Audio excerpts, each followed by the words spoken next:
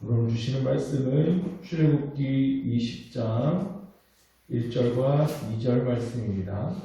우리 다 같이 한 목소리로 봉독하겠습니다. 하나님이 이 모든 말씀으로 말씀하여 이르시되 나는 너를 애굽 땅 종되었던 집에서 인도하여 낸 내 하나님 여호와니라. 아멘. 이스라엘 백성들은 이제 율법을 받을 준비를 마쳤습니다. 하나님께서 시내산에 임재하셨어요. 모세가 산에 올라갔고요. 하나님께 직접 율법을 받게 됩니다. 이제 하나님은 율법을 자세하게 알려주실 겁니다. 그 중에서 가장 처음 나오는 것이 십계명입니다. 십계명은 우리가 다들 잘 알고 있죠. 교회 나오면 여러 차례 듣고 배워오던 것이 십계명입니다. 우리 기독교 신앙에서 아주 중요한 것이 이 십계명이기도 합니다. 여러분 가진 성경책의 맨 앞이나 맨 뒤에 보면 세 가지가 따로 기록되어 있죠. 사도신경, 주기도문, 그리고 십계명입니다. 사도신경은 우리 그리스도인들이 무엇을 믿고 있는지에 대한 내용이에요. 이 사도신경의 고백에서 벗어나면 이다는 겁니다. 우리가 이런 같은 믿음을 고백하고 있다 것을 확인하기 위해서 예배 때 우리가 사도신경을 고백하게 됩니다. 주기도문은 예수님께서 가르쳐 주신 기도죠. 꼭 이대로 기도해야 한다는 것이 아니라 예수님께서 우리에게 올바른 기도의 정신과 내용들을 알려주신 그 보물과 같은 가르침이 바로 주기도문입니다. 그리고 십계명이 기록되어 있어요. 그만큼 십계명이 중요한 위치에 있다는 얘기인데요. 상대적으로 십계명에 대한 중요성은 크게 느끼지 못하는 분들이 많이 계신 것 같습니다. 왠지 이게 좀 고리타분해 보이는 게 있어요. 무엇을 해라 하지 마라 하는 이야기 좋아하는 사람 사실 잘 없죠. 그냥 하나님 열심히 믿으세요, 예수님 사랑하세요, 그러면 쉽거든요. 마음이 편하잖아요. 그냥 하나님 잘 그냥 믿으면 될 것 같고, 난 예수님 사랑해, 그냥 그런 거 하면 될 것 같지 않습니까? 그런데 어제도 제가 말씀드렸다시피 신앙생활은요, 경계선을 아는 것에서부터 시작하는 겁니다. 내가 넘어야 할 선이, 내가 넘지 말아야 할 선이 어디인지를 알아야 해요. 그리고 그 선을 절대 우리가 넘지 말아야 합니다.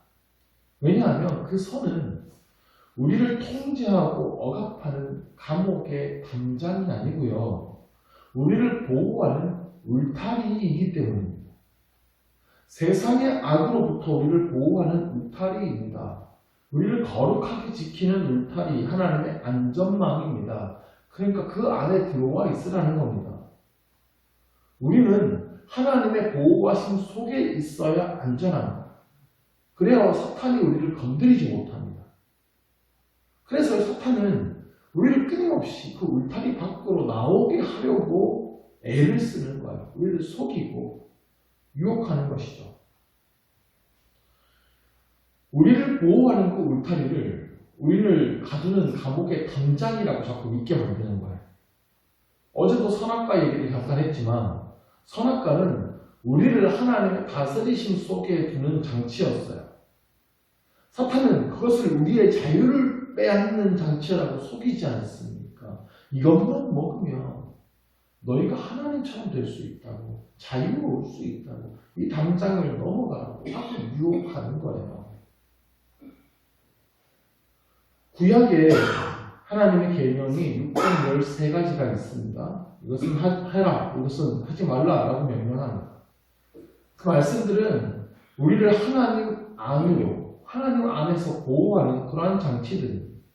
사탄은 그 계명들을 우리를 옥죄는 것으로 자꾸 속입니다.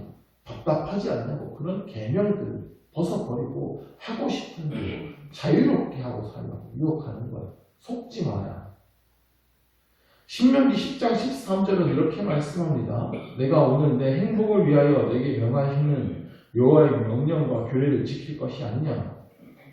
하나님의 계명은 우리의 행복을 위해서 주어졌습니다. 우리가 이 계명을 잘 지킬 때에 진정 행복할 수 있다는 것입니다. 구약의 이 613가지 계명을 10가지로 요약한 것이 바로 이 십계명입니다. 이스라엘에게 주어진 여러 가지 계명들 중에 가장 먼저 주어진 것이 바로 이 십계명이기 때문에 구약의 율법의 모든 정신이 바로 이 십계명에 담아져 있다고 할 수 있습니다. 예수님께서는 또한 이 십계명을 단 두 문장으로 요약하셨죠.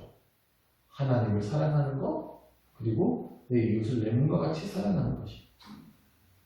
그래서 십계명도 두 부분으로 구분이 됩니다. 1에서 4계명은 하나님에 대해서 지켜야 할 계명, 그리고 5에서 10계명은 우리가 이웃을 사랑하기 위해서 지켜야 할 계명들입니다.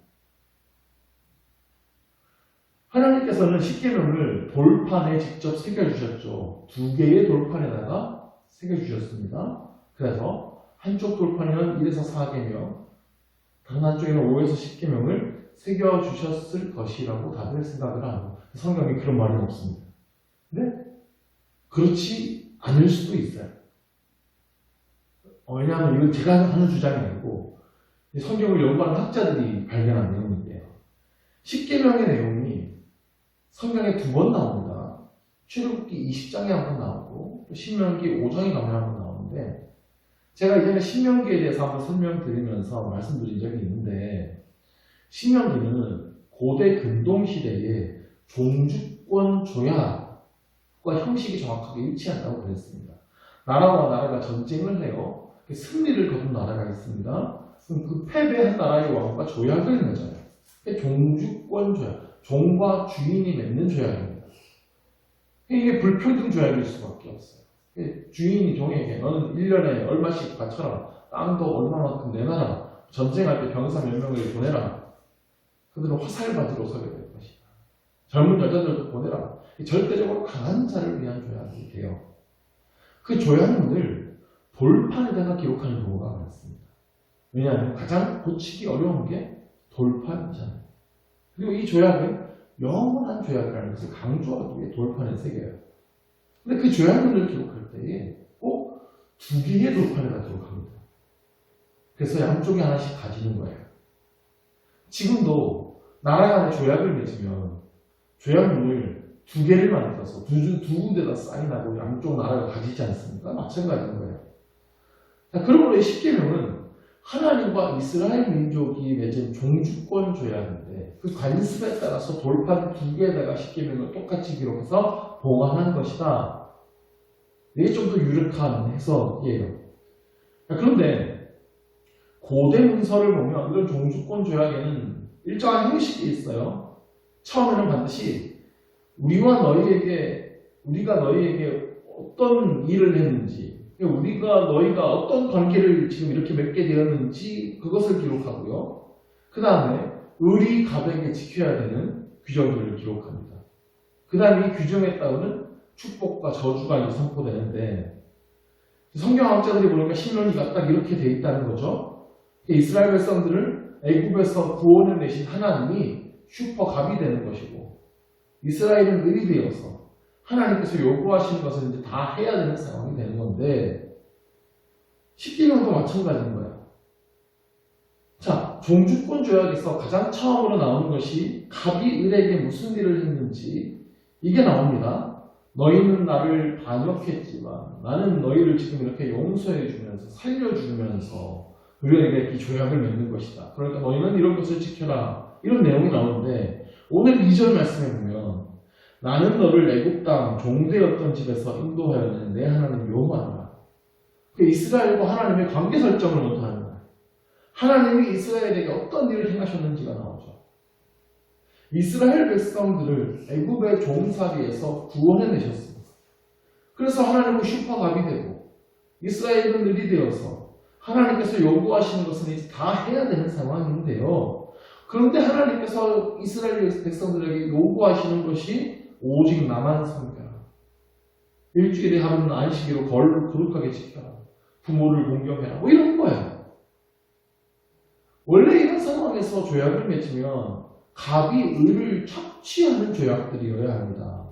갑의 유익을 위한 조약들이 세워져야 돼요. 그러니까 하나님께서 이스라엘 백성들에게 너희들이 이제 얼마씩 헌금해라, 얼마씩 나에게 바쳐라, 얼마씩 헌신해라 이래야 되는데 그런 게 없어요. 일주일에 하루 쉬는 게 누구를 위한 일입니까? 부모를 공경하는 거, 도둑질하지 않는 거, 거짓 증거하지 않는 거, 이게 하나님에게 유익합니까? 우리에게 유익합니까? 모두 사람이 하나님과 좋은 관계를 맺기 위한, 이웃들과 좋은 관계를 맺기 위한 규정들이에요. 하나님은 그 자체로 온전하신 분이시고 만물의 주인이십니다. 우리가 하나님 잘 섬긴다고 하나님께 뭐 유익이 되는 게 없습니다. 그러니까 이건 우리를 위한 조약이에요. 사람들이 자꾸 착각해요. 우리가 이 십계명을 지키는 거, 말씀대로 사는 거, 이게 하나님을 위한 일을 우리가 깨드리는 거다라고 착각합니다. 십계명을 지키면 하나님께 유익이 되고 우리에게 손해가 되는 일이라고 생각해요. 아닙니다. 말씀대로 살아갈 때의 유익은 오직 우리에게 있는 겁니다. 사탄은요, 자꾸 하나님이 우리의 것을 착취하는 분이라고 속입니다. 내 헌신을 요구하고, 내 시간을 요구하고, 내 물질을 요구하는 분. 하나님은 자신을 위해서 우리를 위해 이용해 먹는 분이 아니라는 사실을 분명히 기억하시길 바랍니다. 그래서 하나님은 이 십계명에서 이 서문에 그렇게 기록해 둔 거예요. 하나님은 자기 백성을 종되었던 집에서 구원해 내신 분이라는 겁니다. 종이었던 우리에게 자유를 주신 분이에요. 그래서 십계명은 우리를 속박하는 계명이 아니고 우리에게 자유를 주는 계명이라는 겁니다. 우리가 하나님과 친밀한 관계를 맺고 이웃과 사랑의 관계를 맺게 하는 그 삶의 원리. 그래서 이 땅에서도 천국의 삶을 살아가게 하는 삶의 원리라는 것입니다. 이 순서를 반드시 기억하셔야 합니다. 하나님은 이스라엘 백성들을 애국에서 구원해내셨어요. 정확히 말하면 10번째 재앙인 그 죽음의 재앙으로부터 이스라엘을 건져주셨습니다. 무엇 때문이었습니까? 6월절 어린 양의 희생이 있었죠. 우리를 죽음에서 구원하신 십자가의 보혈을 상징합니다. 그리고 나서 홍해를 가르시고 이스라엘을 그 사이로 건너가게 하셨습니다. 사도 바울은요, 이 사건을 이렇게 적용했어요. 모세에게 속하여 다 구름과 바다에서 세례를 받고, 고린도전서 10장 2절 말씀입니다. 그러니까 홍해를 걷는 것은 곧 우리가 세례받은 것을 의미한다는 거예요. 자, 그러면 우리는 예수 그리스도의 피로 죄사함을 받았어요. 그리고 그 증표로 세례를 받았습니다. 이것은 하나님의 백성이 되었다는 증표예요. 그러니까 세례를 받았으니까 구원받는 게 아니라 십자가의 보혈로 죄 씻음을 받았으니까 우리가 구원받은 것이고, 그 증표로 세례를 받은 거예요. 하나님의 백성이 되겠다라는 결단이고, 이전의 삶에서 떠나 이제 난 새로운 삶으로 들어간다라는 결단입니다. 그리고 그 홍해를 건너간 세례를 받은 백성들이 십계명을 받게 되는 겁니다. 그럼 순서상으로 우리가 십계명을 지켜야 구원을 받는 겁니까? 구원받는 자가 십계명을 지키는 겁니까? 네, 구원받는 자가 이제 그 은혜에 감사해서 그 하나님의 백성답게 살아가기 위해서 십계명을 지키는 거예요. 우리는 죽을 수밖에 없는 죄인이었습니다. 그런데 아무런 공로 없이 오직 예수 그리스도의 십자가의 보혈로 죄사함을 받았어요. 하나님의 백성으로 삼아주셨어요. 제사장 나라 거룩한 백성으로 삼아주셨습니다. 그 은혜를 진정 아는 자라면 이제는 기꺼이 내가 이 계명을 지키며 하나님의 백성답게 살겠습니다 하는 거예요. 이 은혜를 모르면 십계명은 자꾸 우리를 옥죄는 족쇄처럼 느끼는 겁니다. 이 구원의 은혜를 먼저 알아야 이 계명들이 진정 나를 위한 계명이고 나를 보호하는 울타리이며 나의 행복을 위한 길임을 깨닫게 되는 것입니다. 내일부터 열흘 동안 이 십계명의 계명들을 하나씩 살펴볼 텐데요. 이 말씀들이 진짜 우리에게 은혜의 복으로 다가오고 삶의 원리가 되어서 우리 안에 거룩의 능력이 되고 우리의 삶으로 하나님을 나타낼 수 있게 되기를 주의 이름으로 축원합니다. 아멘. 기도하겠습니다. 하나님 아버지, 죄 많은 우리들을 값없이 구원해 주시고 하나님의 백성 삼아 주신 하나님의 크신 은혜에 감사드립니다. 우리가 하나님의 백성답게 살아야 하는데 우리가 그러지 못할 때가 많습니다. 제사장 나라가 되어야 하는데 세상 사람들과 똑같이 살아갈 때가 많습니다. 하나님은 그런 우리에게 하나님의 백성답게 살아갈 수 있는 법을 알려주셨습니다. 우리가 이것을 은혜의 법으로 받아들이게 하여 주옵소서. 우리를 옥죄는 족쇄가 아니라 우리를 보호하는 울타리로 믿게 하여 주옵소서. 진정 나의 행복을 위해 하나님께서 주신 삶의 원리라는 것을 기억하고 기쁨으로 이 말씀을 따라 순종하며 살아가는 우리 모두가 되게 하여 주시옵소서. 이 말씀이 우리의 능력이 되고 삶의 원리가 될 수 있도록 성령님 역사하여 주시옵소서. 예수 그리스도의 이름으로 기도드립니다. 아멘.